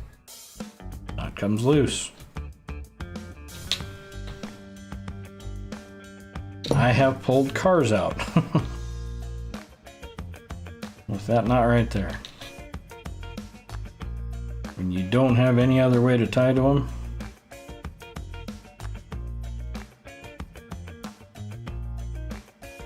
put that knot in. Like I said, I don't care how hard you pull on that loop. That knot is just going to bite and bite and bite a little tighter. And all you got to do, I don't know if you can see this. See that little eyelet sticking up right there? push it down, everything comes loose.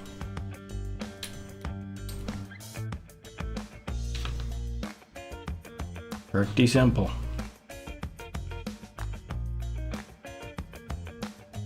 I knew an old boy, he used to be able to tie this knot faster than I could even watch. There's a way you can do it one-handed, and I'm not that practiced at it. But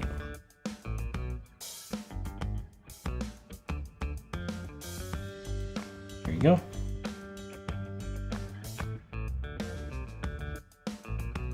Yeah, the prusik knot is a good knot to have for putting a loop middle of the line, and it's adjustable is the nice part. I'm trying to remember the butterfly knot. What was that one? 3. Take this one over 2, I think. Back around.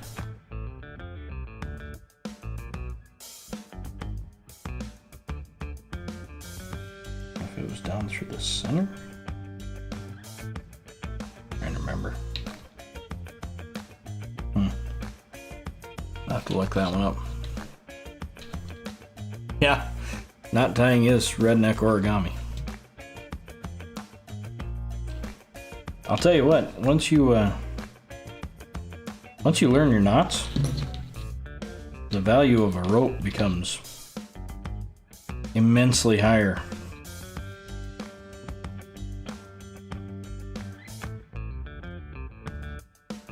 All the clamps and tools and stuff that I bought, if I just knew my knots better, half of that stuff you wouldn't even need.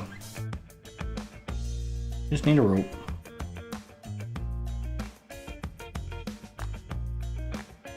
I don't know. Thoroughly impressed with the welding. And the nice part is, you know, you can run that around a tree and tighten it up. Tighten on that knot all you want. Ain't gonna matter. Knot itself never is too tight to not come undone.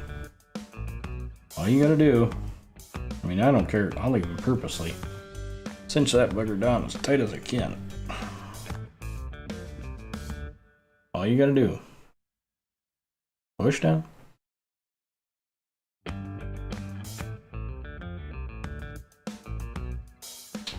Yeah.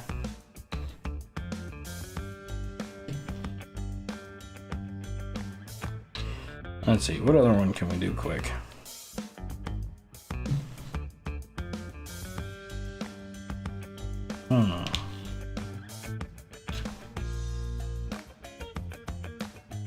There is, I don't remember the one.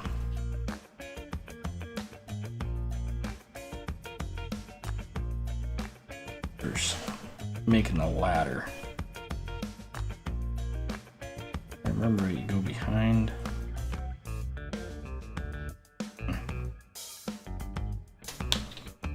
Can't remember off the top of my head. It's hell getting old.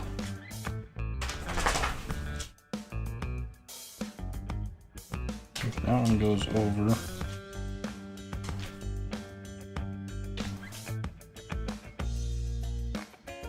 think it's that one goes over and this one goes under or something like that. That'll tighten around your branch.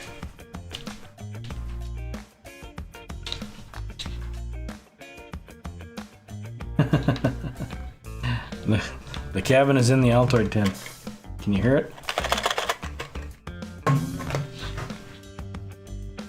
Yeah. Yeah, says the young man. I don't feel very young. Feel older and older every day.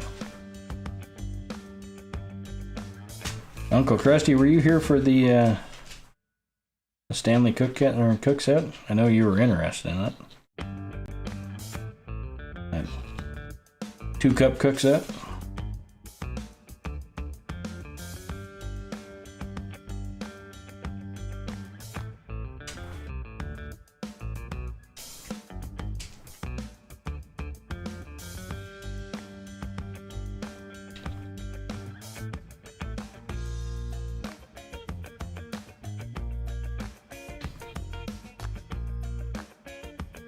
It's a good little set.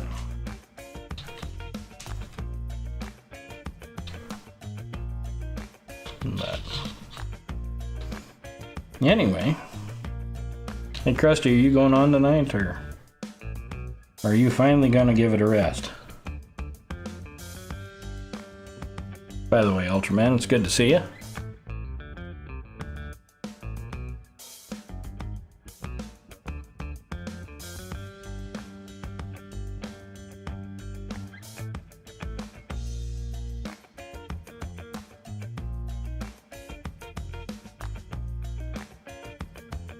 How's things out in California?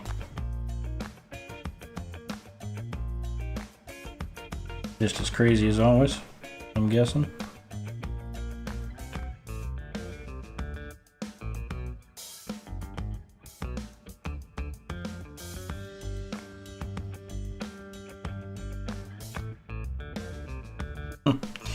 Playing with YouTube, yeah. That's good. Evidently they didn't ban my channel for having that on too long. That was a good thing.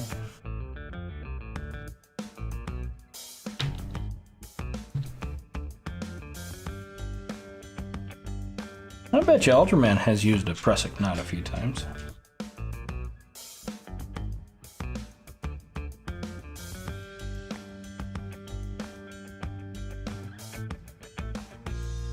Just once or twice.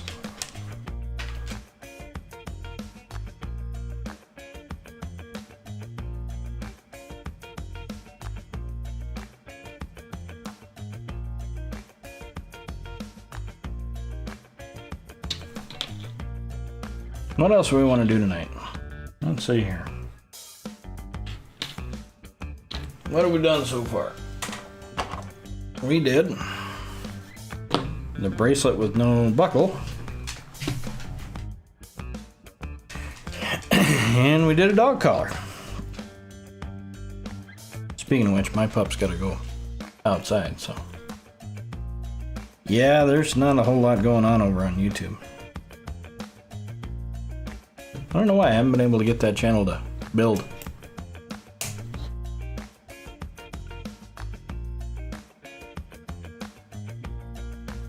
Well, you don't have to, if you don't feel like it. Come here, pup. Here.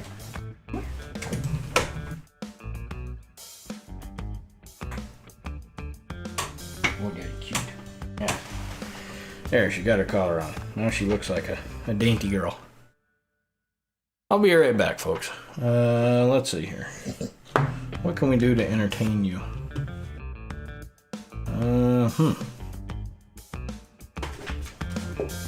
Not much I can do. Put it back on here, you can watch somebody drill in the wood.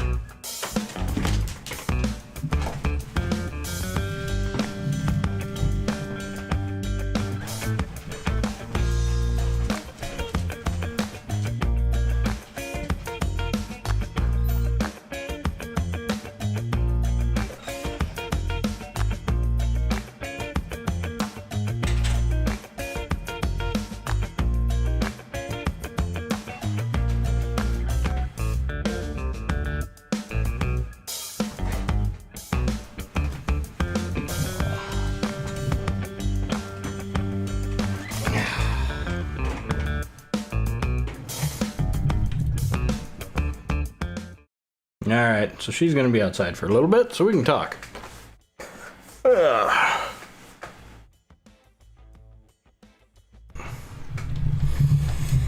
So, what do we want to do next here? I should be nice and give Uncle Krusty a little bit of a break before I go on.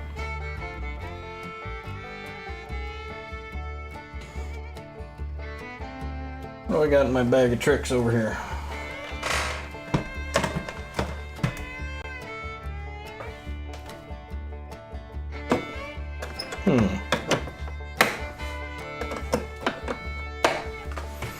Not much.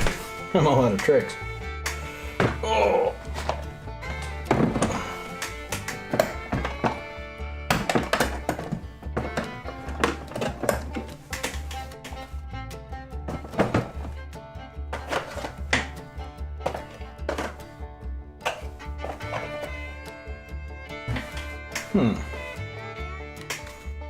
No, I did pick these up. Some UCO stormproof matches.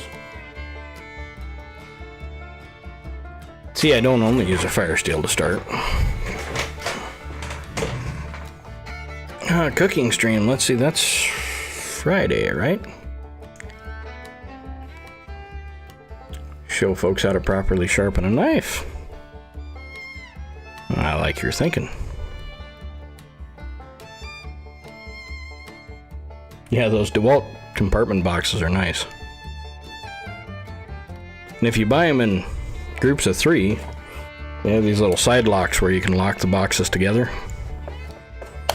Grab the handle and lift all at once. Away you go.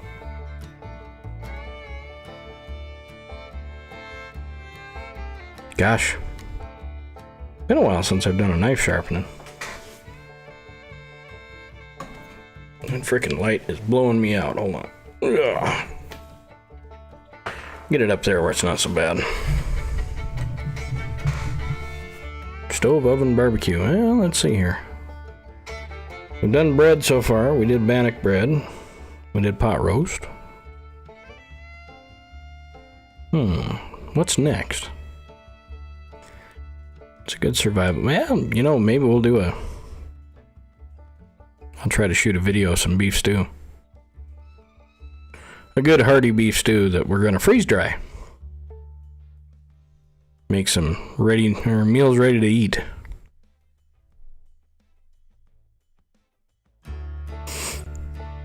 Yeah.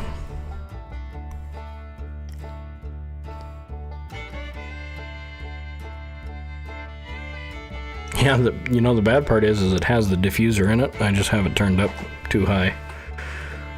When I do the desk shot, I gotta turn them up a little bit so you guys can see a little better.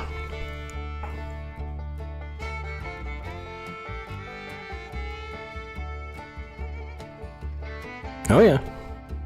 Oh yeah, what I do is I make a big batch of beef stew, and I used to, we'd eat on it for a day or two and then we'd freeze it. But this year I think we're gonna freeze dry it. Take up a little less room in the freezer. Yeah, beef stew, oh man. A good beef stew is hard to beat. And I like mine thick, not soup, stew.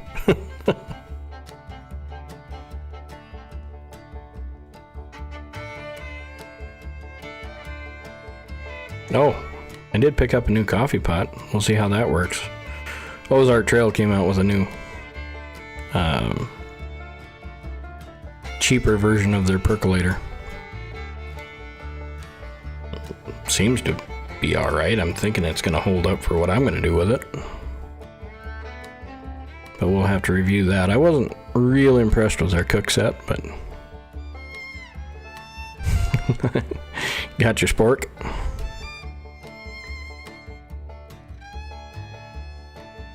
Yeah, exactly. Yeah, if I'm going to go through the trouble of making a soup or a stew, you make enough to feed an army and then go from there.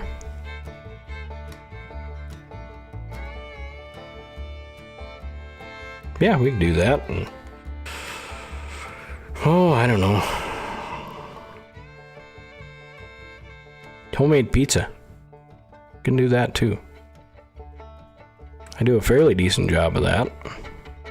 The funny part is, you make homemade pizza in 20-25 minutes. And you think about it, you got I don't know, maybe $2.50 in the whole damn thing. And you go out and buy this okay tasting pizza that's,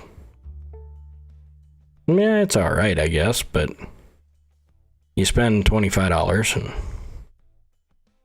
you think it takes less time, but to drive across town, pick it up, drive back home, because you can't eat in anywhere. Yeah. Oh yeah, we're gonna make some chili too. We got a few things planned for you guys coming up. I also got a new hammock in, so we're gonna take a look at one of the new hammocks that I ordered.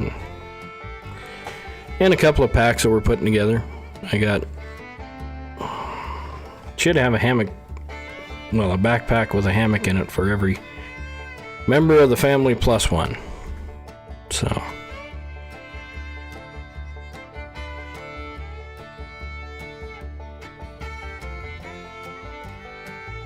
Oh yeah, no, we don't get delivery.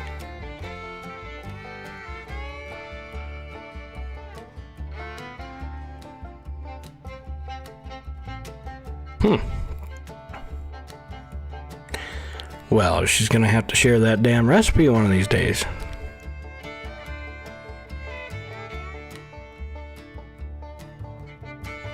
Oh, it kills me to be on camera, because look at this. I got gray hair coming in to the beard. Ooh.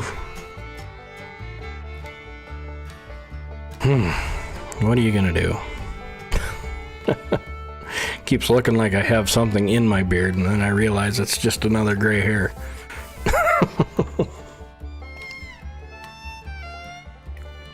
Yeah, I do a cheating cornbread recipe.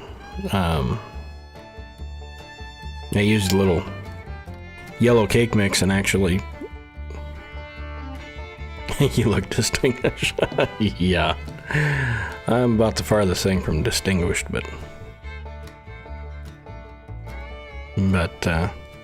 yeah, I do, cornbread with a little yellow cake mix in it, and then I add actual sweet corn to it.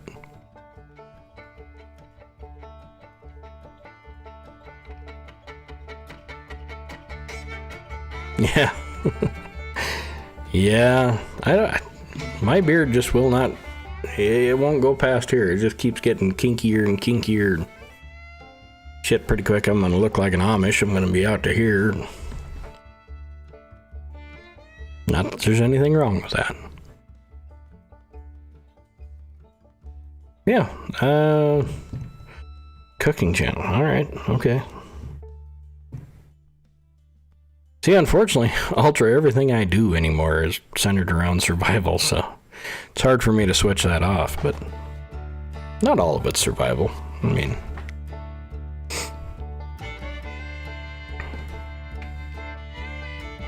Oh, alright.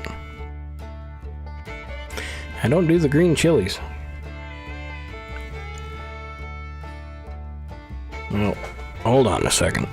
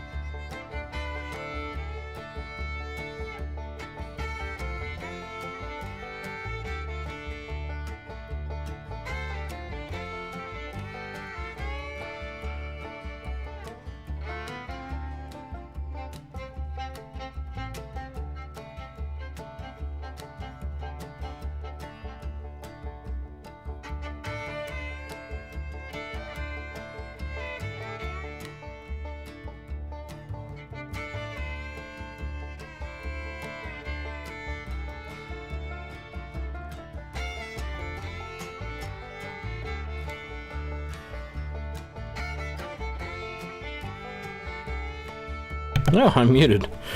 Oh, I was saying that I keep my eye out for these little jiffy pans. Little miniature bread pans and stuff like that. Because after you modify them a little bit, they will fit inside of here, and you have now made yourself a tiny little oven.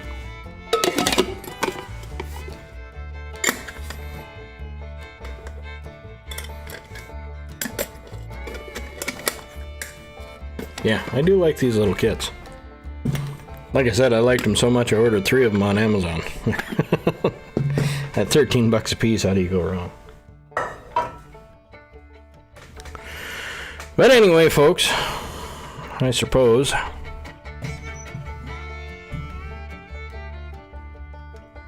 Aunt Jemima and our white lily corn mix. All right.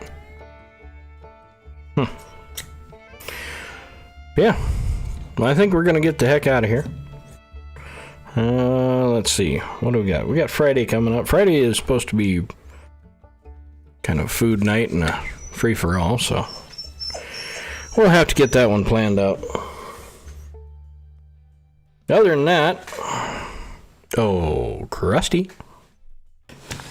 You should probably get your stream started there, buddy.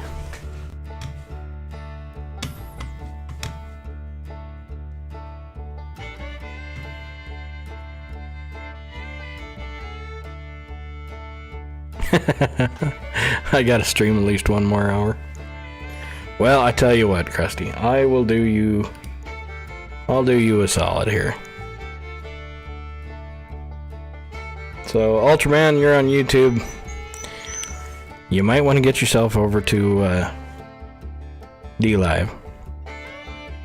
Because I'm going to play some music, and up next, I can't do that, so Krusty, I'll give you an hour. But for those of you on YouTube, good night. Thank you for showing up.